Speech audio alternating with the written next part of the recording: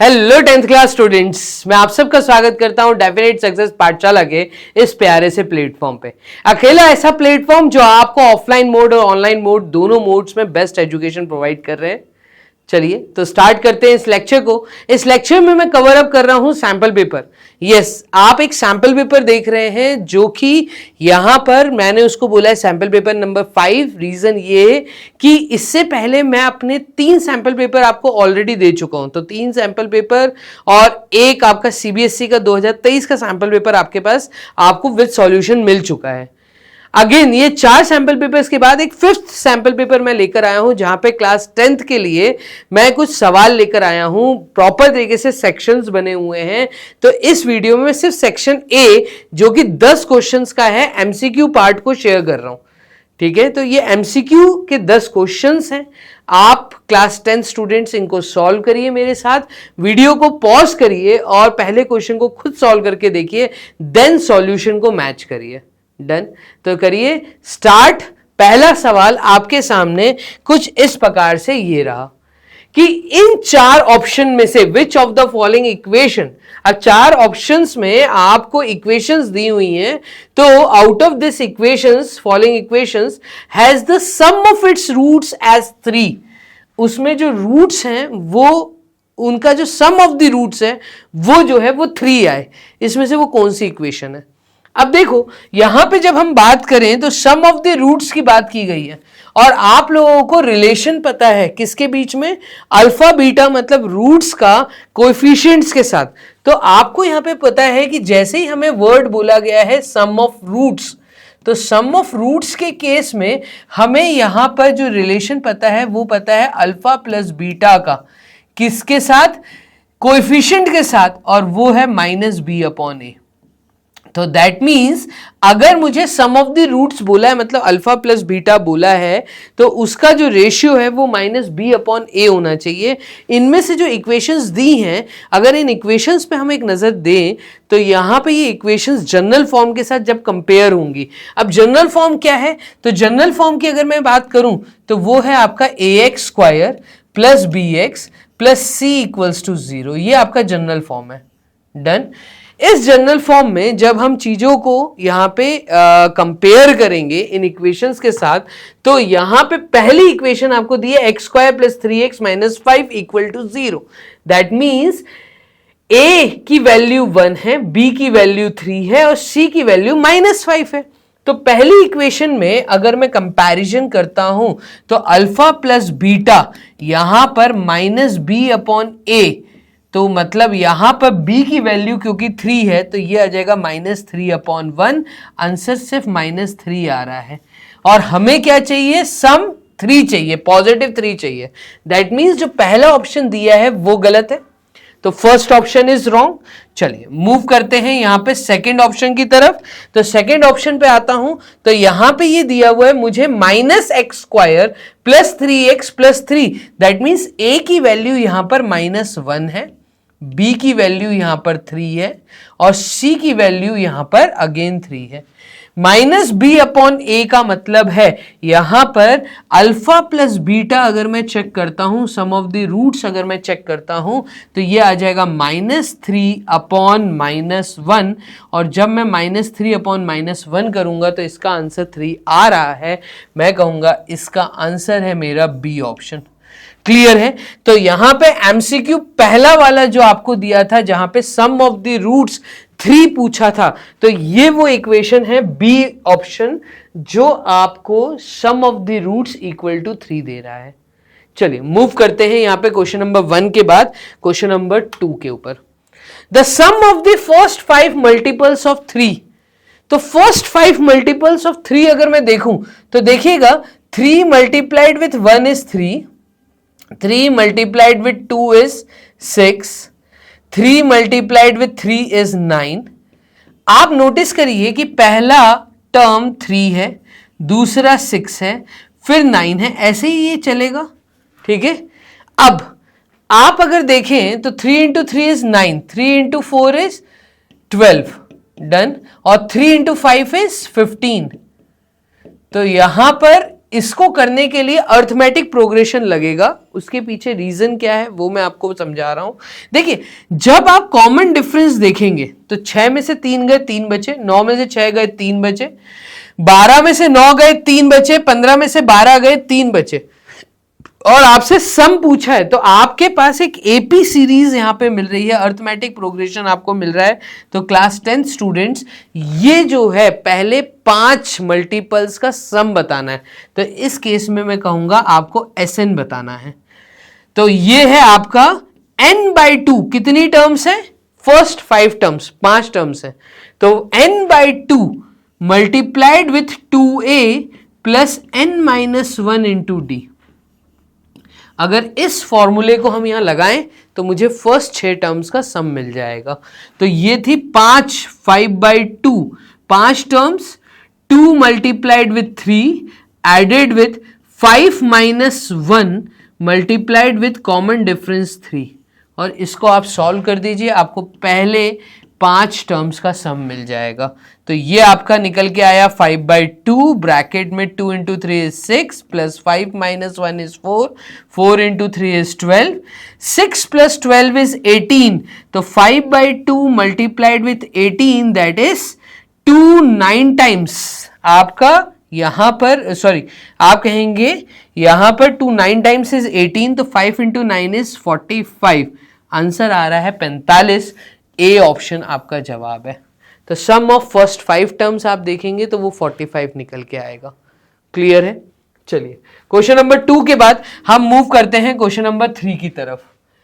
If radii of 2 concentric circles, concentric circles, circle chapter में आपने पढ़ा है concentric circles word.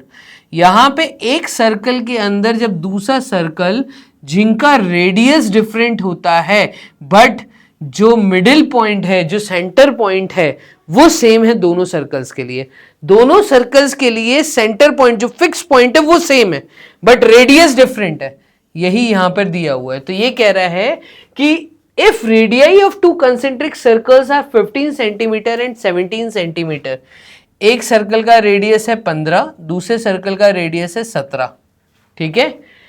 Then the length of each chord of one circle which is tangent to the other.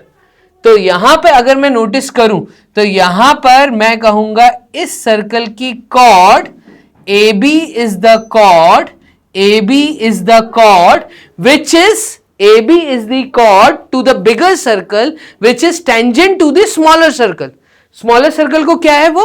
तो tangent है। यहां पे centre point O आएगा और मैं यहां पे ये M ले रहा हूं। तो यहां पर आपको इस क्वेश्चन को करना है सॉल्व। क्या करना है? तो यहां पे समझने की कोशिश करिएगा। If radii of 2 concentric circles are 15 centimetre and 17 centimetre, then the length of each chord of one circle which is tangent to the other is, आपको AB की लेंथ बतानी है, then the length of the chord which is tangent to the other circle क्या है? Length of the cord मतलब AB cord.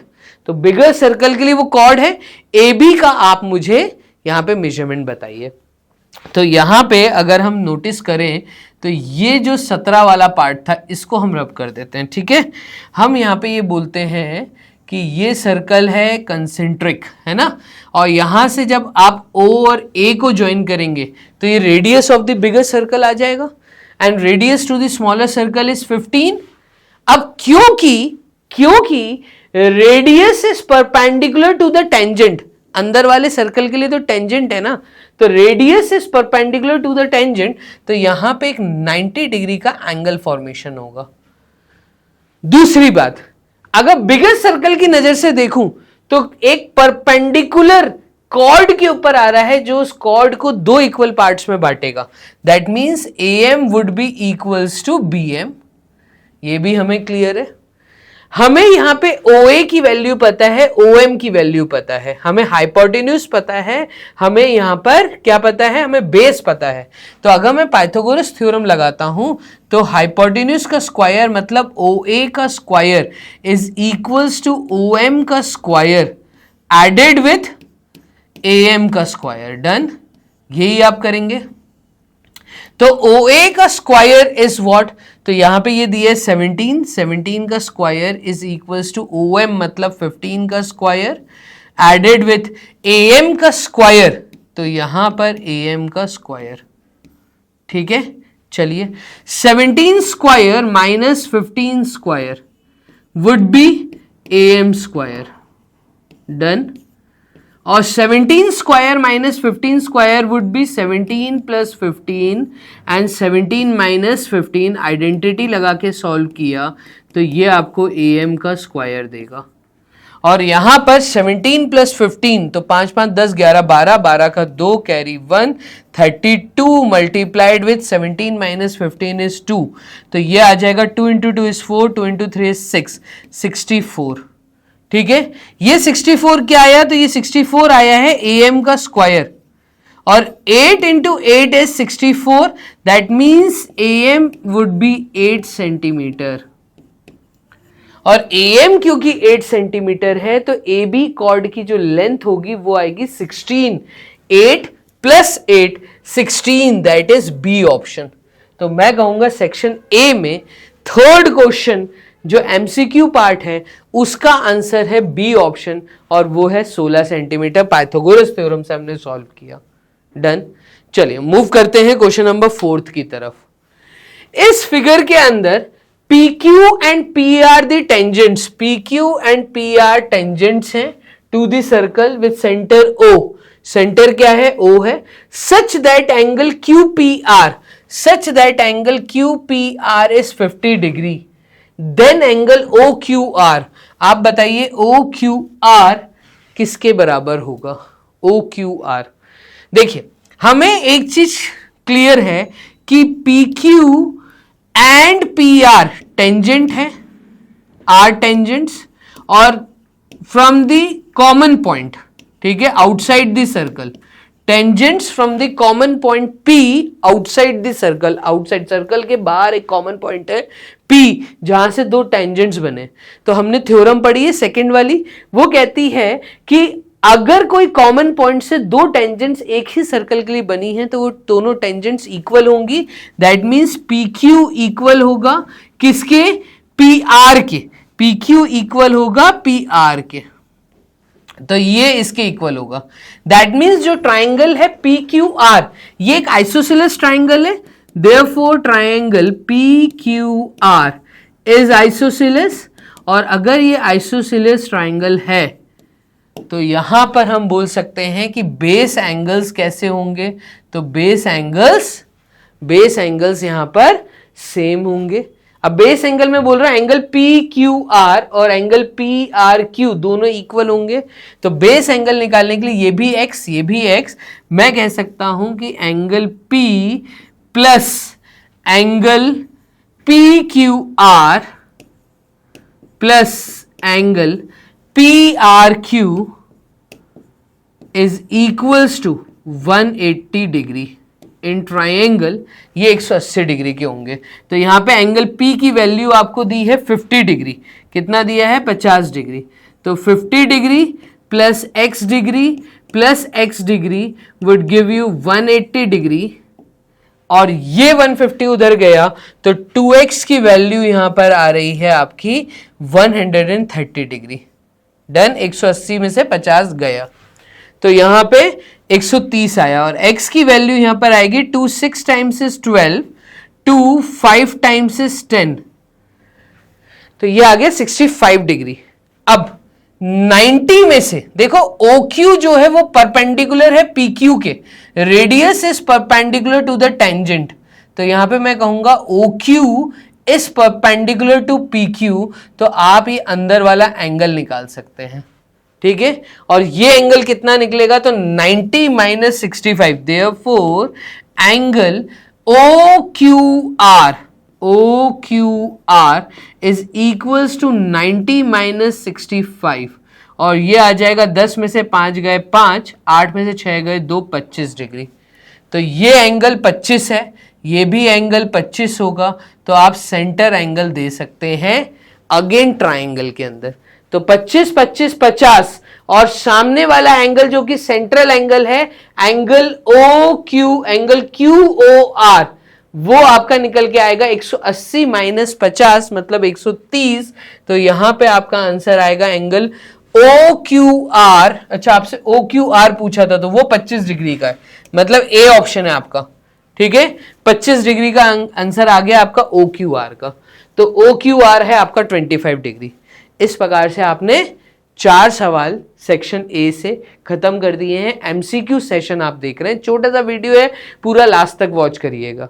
चलिए, question number 4 के बाद हम मूव करते हैं क्वेश्चन नंबर 5 के पास। क्वेश्चन नंबर 5 कह रहा है to tangents making an angle of 120 degree with each other. ठीक है, तो वो कह रहा है कि दो टेंजेंट्स हैं जो कि एक दूसरे से एंगल कितना बना रहे हैं, 120 डिग्री का। Two tangents making an angle of 120 degree with each other are drawn to a circle of radius 6 centimeter. Then the length of each tangent is equal to what? Length of the tangent पूछा है।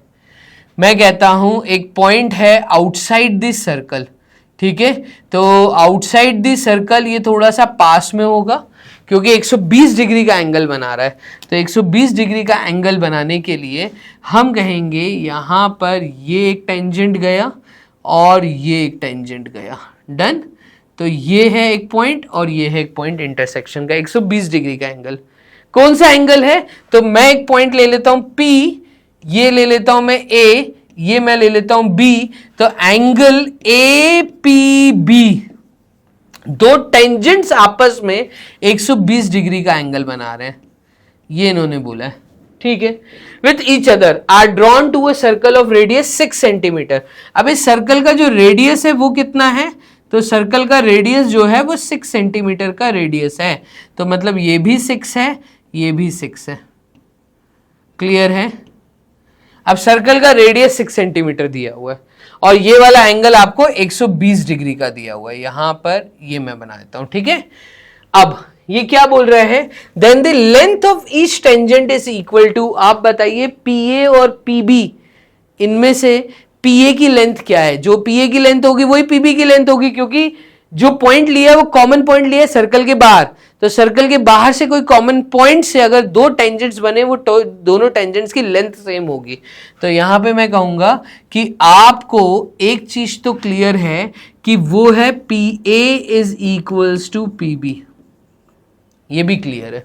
ठीक है, तो PA की length बताइए, 120 degree है। ठीक है, ये पूरा एंगल अगर ये 120 है तो सामने वाला एंगल आप निकाल सकते हैं, पहली चीज है ना। दूसरा, आप एक कंस्ट्रक्शन कर सकते हैं, वो कंस्ट्रक्शन हम करने की कोशिश करते हैं। यहां पर हम A से B को मैच कर देते हैं। ठीक है, और P से हम सेंटर पॉइंट O को मैच कर देते हैं। अब इस ट्राइंगल में मैं कह सकता हूं AB कॉर्ड है, यहां से जो परपेंडिकुलर जो शॉर्टेस्ट डिस्टेंस आया वो 90 डिग्री का एंगल बनेगा, पहली चीज। तो 90 डिग्री का एंगल बन सकता है यहां पर, क्योंकि PA PB इक्वल है तो बेस एंगल इक्वल होंगे। बेस एंगल्स इक्वल हैं तो ये 120 डिग्री का अगर पूरा एंगल है तो यहां पर हम बोल सकते हैं कि x प्लस एक्स, ये वाला एंगल जो इतना सा पार्ट है वो एंगल हम एंगल PAM निकाल सकते हैं, पहली बात। तो ये भी कि भाई हम इस क्वेश्चन को दूसरे माध्यम से भी कर सकते हैं। तो पहली चीज बताई। दूसरा ये कि पहला ये बताया कि सर्कल से कर सकते हैं ये लाइंस बना के। दूसरा ये कि हम टिग्नो से भी कर सकते हैं। तो एक काम करते हैं, देखो OAP 90 डिग्री का एंगल बन रहा है, तो मुझे पता है कि ट्रायंगल OAP, ठीक है, तो ये OAP क्योंकि 90 डिग्री का एंगल बन रहा है तो इज राइट ट्रायंगल। और ये राइट ट्रायंगल क्यों है? क्योंकि यहाँ पे जो रेडियस है वो टेंजेंट को परपेंडिकुलर है। तो हम ये बोल सकते हैं कि 90 डिग्री का एंगल अगर यहाँ बन रहा है तो ये वाला एंगल जो है सामने वाला है 60 डिग्री का होगा, क्योंकि टोटल 120 डिग्री है। 120 डिग्री के सामने वाला जो एंगल होता है वो इसका हाफ होगा 60 डिग्री का। तो ये 60 डिग्री का होगा, ये इसको बाइसेक्ट भी करता है। तो यहाँ पे एंगल APO जो है वो 60 डिग्री का एंगल होगा। मतलब ये जो राइट ट्रायंगल बना है इस राइट ट्राइंगल में सामने वाला एंगल 60 डिग्री का है, तो हम tan 60 डिग्री की अगर वैल्यू देखें तो tan 60 डिग्री अगर आप देखें तो वो हो जाएगा आपका AO अपॉन AP, तो AO अपॉन AP, ठीक है। और आप यहां पे बोल सकते हैं परपेंडिकुलर अपॉन बेस, आपने बोल दिया, AO आपको 6 दिया हुआ है, ये AP जाके tan 60 डिग्री से मल्टीप्लाई कर लो, या फिर ये AP अगर ऊपर जाएगा तो tan 60 डिग्री नीचे आ जाएगा और tan 60 डिग्री की वैल्यू होगी 1/√3।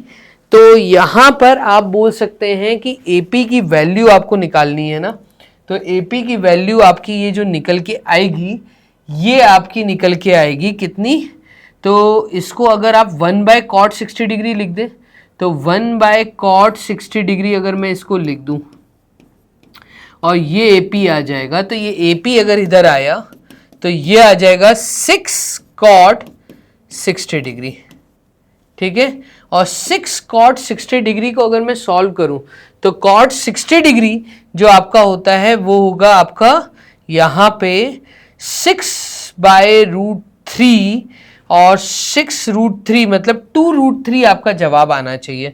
तो मैं कहूंगा आपका डी ऑप्शन जवाब आएगा 2√3। कैसे आया, 6 मल्टीप्लाइड विथ 1/√3, और 1/√3 तो ये 6/√3 हो जाएगा, और 6/√3 होगा, रैशनलाइज करोगे तो ये हो जाएगा 6√3 अपॉन 3, और 3 से 6 कटा तो 2√3।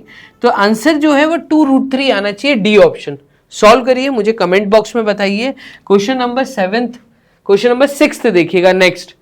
To draw a pair of tangent to a circle which are inclined to each other at angle of 100 degree.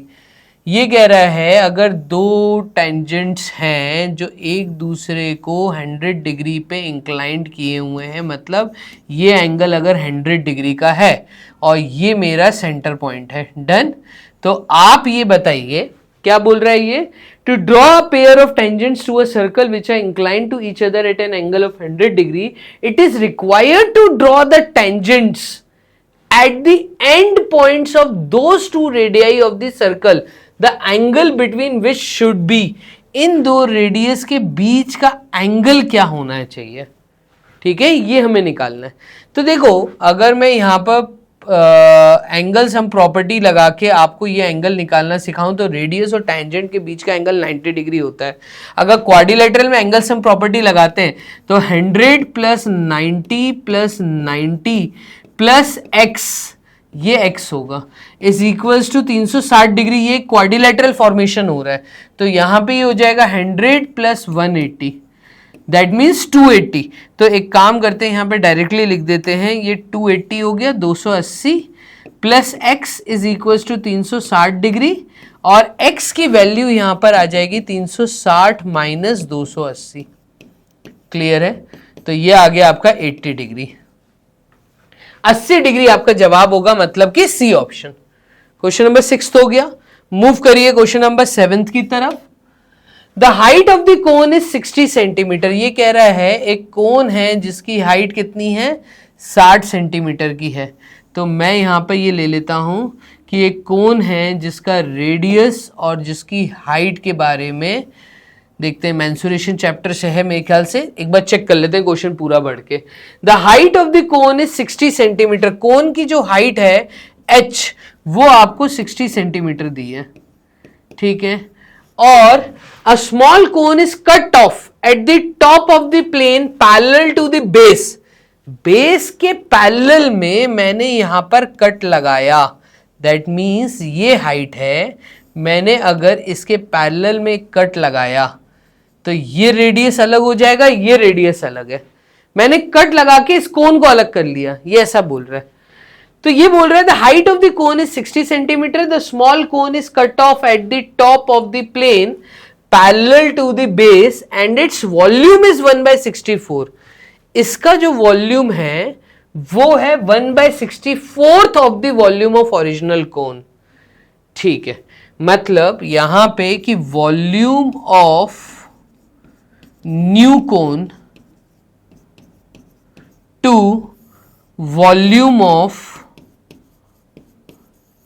Original cone, जो बड़ा वाला कोन था, ये वॉल्यूम का आपको रेशियो दिया है 1/64, ये आपको दिया हुआ है, ठीक है।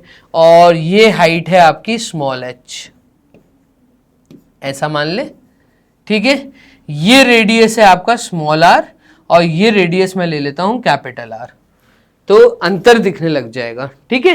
तो volume of new cone, volume of new cone की अगर मैं बात करूं तो ये है 1/3 pi small r h, pi r square h, ठीक है, pi r square h upon volume of original cone की मैं बात करूं तो 1/3 pi capital R square capital H।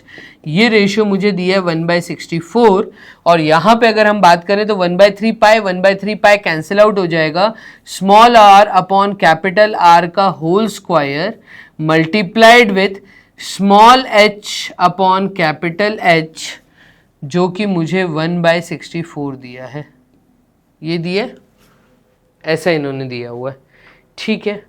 और क्या दिया हुआ है, तो यहां पे हमें बोला है the height of the cone is 60 centimetre, the height of the cone is 60 centimetre, capital R H 60 centimetre, small cone is cut off at the top by a plane parallel to the base and its volume is 1/64 of the volume of the original cone. The height from the base at which the section is made, the height from the base, ठीक है, the height from the base at which the section is made, तो आप ये वाली height बताइए, मतलब capital H में से स्मॉल h माइनस कर दूं तो ये वाली हाइट बताइए जहां पे इस कोन को अलग किया है, ठीक है। तो ये हमें निकालना है, ठीक है। देख लेते हैं, तो यहां पे इस क्वेश्चन को करने के लिए हम एक काम कर सकते हैं, हम इस वर्टेक्स को A मान लें, इस वर्टेक्स को हम B मान लें, इस वर्टेक्स को हम C मान लें, ये वर्टेक्स हमारा D हो जाएगा और ये वर्टेक्स हमारा E हो जाएगा, A B C D E, ठीक है। अच्छा, ये एक मेरे पास यहां पे इन्होंने स्टेप लिख के दी है, जो इन्होंने दिया था उतना मैंने कर दिया, ठीक है। अब अगर मैं देखूं तो ट्रायंगल ABC को आप देखिए, in triangle ABC and triangle AED, इन दोनों ट्रायंगल्स को अगर मैं ध्यान से देखूं तो angle ABC, angle ABC is equals to angle AED बोल सकते हैं, और ये वाला प्लेन पैरेलल था तो angle ACB, angle ACB is equals to angle ADE, corresponding angles भी बनते हैं, तो यहां पे 90 डिग्री का एंगल फॉर्मेशन भी हो रहा है, ये दोनों एंगल करस्पॉन्डिंग एंगल्स हैं इसलिए इक्वल हैं। एक एंगल A दोनों ट्रायंगल्स के लिए कॉमन है, angle BAC is equals to angle EAD, ये भी बोल सकते हैं। तो मैं बोल सकता हूं कुल मिला के दोनों ट्रायंगल सिमिलर हैं, तो triangle ABC is similar to triangle AED, ठीक है। ये दोनों ट्रायंगल्स को मैंने सिमिलर कर दिया।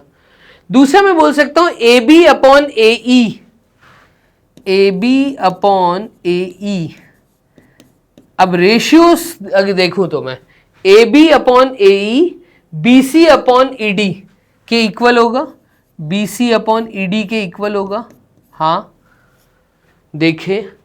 दूसरा मैं बोल सकता हूं BC की वैल्यू मुझे नहीं पता, ये स्मॉल r है, ED की वैल्यू कैपिटल R है, ये भी मुझे नहीं पता, ठीक है। तो AB है स्मॉल h और ये है कैपिटल H पूरा, तो इसका मतलब एक रेशियो मिल गया, AB है स्मॉल h, तो small h upon capital H is equals to small r upon capital R। ये रेशियो का मैं यूज कर सकता हूं आगे चल के, डन। तो यहां पे देखिए मैं कर सकता हूं, अगर ये वैल्यू यहां डाल देता हूं तो R बाय H की value small h by capital H, small h by capital H, that means यहां से मुझे एक रेशियो मिल सकता है। कुल मिला के देखो क्वेश्चन सॉल्व होता हुआ मुझे नजर आ रहा है, ये हम बोल सकते हैं कि अगर इसको क्लियर कर दें तो इतनी सी जगह पे मैं आपको ये लिख के दिखाता हूं कि इसमें ये वैल्यू अगर इसमें डाल दूं तो h का क्यूब अपॉन कैपिटल H का क्यूब ये 1/64 आएगा, और small h by capital H root of 1/64, cube root of 1/64। अब 64 किसका क्यूब होता है? तो 4 इंटू 4 इज 16, 16 इंटू 4 इज 64। तो मैं बोल सकता हूं 1/4 आएगा ये वाला जवाब। ठीक है, तो small h by capital H is equals to 1/4। ठीक है, यहां पे अगर हम नोटिस करें तो हमें कैपिटल H बड़ा हाइट पता है 60, तो ये 60/4 स्मॉल h की वैल्यू आप निकाल सकते हैं 60/4, और इसको कैंसिल आउट करेंगे तो 4 1 times is 4, 4 5 times is 20। That means ये h की वैल्यू 15 सेंटीमीटर की आएगी अगर कैपिटल H जो है वो 60 सेंटीमीटर का है। कितने का है? 60 सेंटीमीटर का अगर है, 60 सेंटीमीटर दिया हुआ है, तो इतना सा स्मॉल h की वैल्यू 15 सेंटीमीटर आ रही है। क्वेश्चन क्या पूछा है? The height from the base eight which the section is made is, तो पूरे 60 में से अगर मैं 15 हटा दूं तो ये आया आपका 50 और 45। तो यहां पे मेरा आंसर आपको देना था यहां से यहां तक की हाइट। कई बच्चे जल्दबाजी में 15 सेंटीमीटर दे देते हैं, वो कह रहे हैं बेस से कितनी हाइट पे ये सेक्शन किया गया, तो 60 में से 15 माइनस कर दीजिए। तो 60 माइनस 15, 10 में से 5 गए 5 आएगा। ठीक है, 5 में से 1 गया 4 आएगा, तो 45 सेंटीमीटर पे ये सेक्शन किया गया है, जो कि ये वाला आंसर होगा। डन। प्रॉपर तरीके से मैंने पूरा एक्सप्लेन किया सेक्शन ए में क्वेश्चन नंबर 7 को। इंपॉर्टेंट क्वेश्चन है, आपको आना चाहिए। सिमिलर ट्राइंगल्स में डेफिनेटली ये मेंसुरेशन का एक पार्ट डाल के इस तरह का सवाल आपसे पूछ सकते हैं। ठीक है, चलिए क्वेश्चन नंबर 8 पे आ जाते हैं।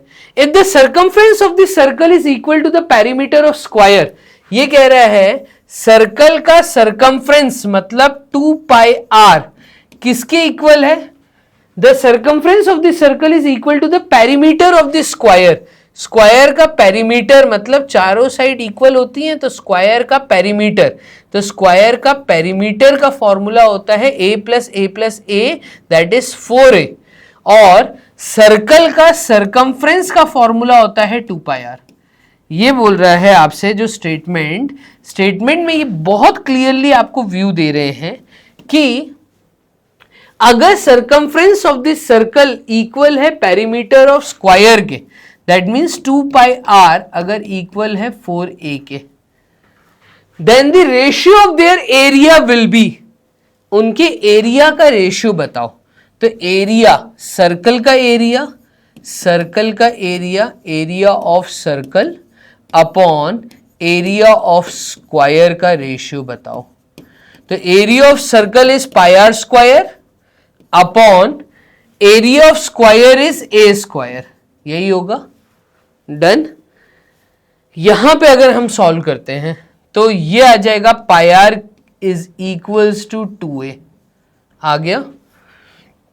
दूसरा मैं कह सकता हूं कि यहां पर अगर आप देखें तो r अपॉन a की वैल्यू 2 बाय पाई आएगी।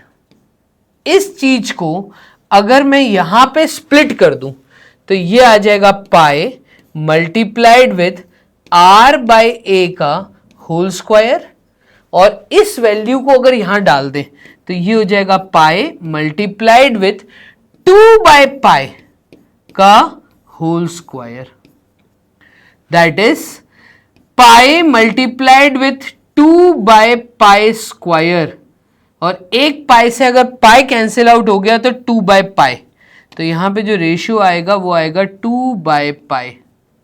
अब 2 बाय पाई पे अगर मैं जाता हूं तो पाई की वैल्यू क्योंकि 22/7 होती है, तो ये हो जाएगी 2 बाय 22/7, और इसको अगर मैं सॉल्व करूंगा तो ये आ जाएगा 2 मल्टीप्लाइड विथ 7/22, और ये हमारा निकल के आया 7/11। डन। तो 7/11 मतलब 7:11 का रेशियो, डी ऑप्शन आपका सही जवाब आएगा। क्वेश्चन नंबर 8 भी कर लिया आपने सॉल्व, टोटल दे 10 सवाल। आ जाओ क्वेश्चन नंबर 9 पे। A pole of 6 metre high cast a shadow 2√3 metre long. ये कह रहा है एक पोल है, इस पोल की हाइट है 6 मीटर की, इसका जो रेशियो बन रहा है सॉरी इसकी जो शेडो बन रही है वो शेडो की लेंथ है 2√3 मीटर, 2√3 मीटर। शेडो तो नीचे ही बनेगी ना, तो ये कह रहा है pole 6 metre high cast a shadow of 2√3 metre long on the ground, then the sun's elevation is.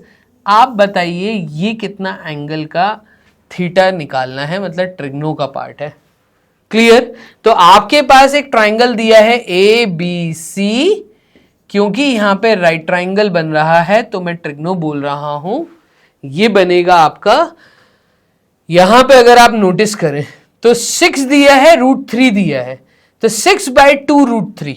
अगर हम देखें परपेंडिकुलर अपॉन बेस, तो यहां पर A B upon C B वाला रेशियो बन सकता है, और वो रेशियो है परपेंडिकुलर अपॉन बेस। अब आप थोड़ा सा याद करके देखिए, पंडित बद्री प्रसाद हर हर बोले, ये आपको याद है अच्छे से। B अपॉन बी बनता है कहां पर, तो ये बनता है tan, तो tan थीटा पे, तो मैं कहूंगा tan थीटा का रेशियो परपेंडिकुलर अपॉन बेस, और tan थीटा की वैल्यू क्या आएगी यहां पर, तो परपेंडिकुलर की वैल्यू दी है 6, बेस की वैल्यू दी है 2√3। 2 से अगर 6 को काटा तो tan थीटा यहां पे निकल के क्या आ रहा है, तो ये निकल के आ रहा है 3/√3, और इसको थोड़ा सा रैशनलाइज किया तो ये आ जाएगा 3√3/3, दैट इज 3 से 3 काटा,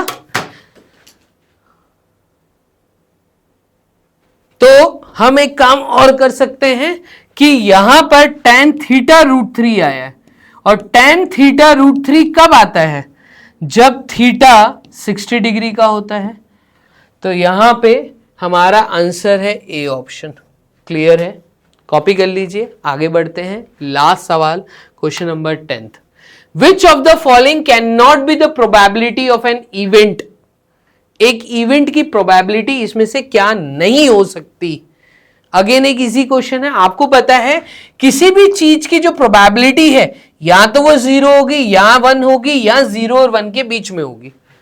तो 0.3 कैन बी द प्रोबेबिलिटी। इन्होंने पूछा which of the following can not be the probability of an event. ठीक है, तो 0.3 हो सकती है। ठीक है, अब अगर मैं आता हूं 1/5 पे, तो 1/5 ये एक प्रॉपर फ्रैक्शन है।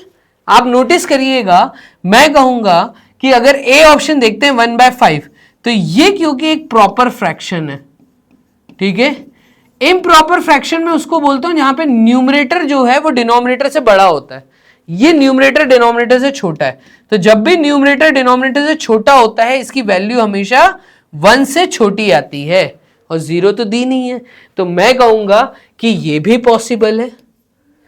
हमारी प्रोबेबिलिटी हमेशा 0-1 के बीच में लाई करती है, या तो 0 होगी या 1 होगी, या इसके बीच में लाई करेगी। तो ये वैल्यू भी 0 और 1 के बीच में लाई करती है। 1/5 को अगर आप सॉल्व करते हैं तो ये वैल्यू भी 0.2 के आसपास लाई करेगी, जो कि अगेन 0 और 1 के बीच में है। अगर आप 5/4 पे जाते हैं तो ये एक इम्प्रॉपर फ्रैक्शन है। जब इम्प्रॉपर फ्रैक्शन होता है तो इसकी वैल्यू हमेशा 1 से बड़ी होती है, और आप जब 5/4 को सॉल्व करेंगे, 5 डिवाइडेड बाय 4 करेंगे, तो देखो 4 1 टाइम्स इज 4, डिनोमिनेटर रिमाइंडर अभी भी 1 आ रहा है, पॉइंट लगाया 0, 4 इंटू 2 इज 8, वैल्यू 1.2 हो गई, 1 से ज्यादा हो गई। तो मैं कहूंगा मेरा आंसर इस क्वेश्चन के लिए होगा डी ऑप्शन। ठीक है, तो इम्प्रॉपर फ्रैक्शन दिया था, इसलिए मैं कहूंगा क्योंकि इसका आंसर 1.2 आ रहा है। किसी भी चीज की प्रोबेबिलिटी का कैलकुलेशन करते समय हमारी वैल्यू कभी 1 से ज्यादा नहीं आनी चाहिए। और उन्होंने भी ये पूछा था which of the following can not be the probability of an event. इस केस में हमने डी ऑप्शन बोला। क्लियर? तो सेक्शन ए में टोटल 10 क्वेश्चन मैंने करवाए हैं। ये एक सैंपल पेपर नंबर 5 था, जो कि बच्चों की डिमांड पे एक और मैंने रिलीज किया है। क्वेश्चंस इधर उधर से हमने पिक किए हुए हैं। ठीक है, तो क्वेश्चंस क्या आ सकते हैं, क्या दिख सकते हैं, वो मैं यहां पे लेकर आ रहा हूं। चलिए, तो इसी प्रकार से अब हम मिलेंगे सेक्शन बी में। आप कुछ भी अगर जानना चाहते हैं डेफिनेट सक्सेस पाठशाला के बारे में, तो हमारे फोन नंबर्स अवेलेबल हैं। आपके लिए एडमिशन्स ओपन है ऑफलाइन मोड में। अगर आप हमें ज्वाइन करना चाहते हैं तो ऑफलाइन मोड में आप हमसे कांटेक्ट करिए। फोन नंबर्स अवेलेबल हैं, एडमिशन ओपन है। ठीक है, अगर ये वीडियो पसंद आई है तो लाइक जरूर करिएगा, ठीक है, और अपने दोस्तों के साथ शेयर जरूर करिए। लाइक नहीं करते तो शेयर जरूर करिएगा, क्योंकि किसी और के काम आ सकती है। तो कोई भी अगर आपका दोस्त जो कि अभी बोर्ड्स के लिए तैयारी कर रहे हैं, एंड टाइम पे परेशान है, लास्ट टाइम चल रहा है, तो आप उन तक हमारी वीडियो को जरूर पहुंचाइए। चलिए मिलते हैं नेक्स्ट सेक्शन बी में, तब तक के लिए अपना ध्यान रखिएगा। Bye and take care.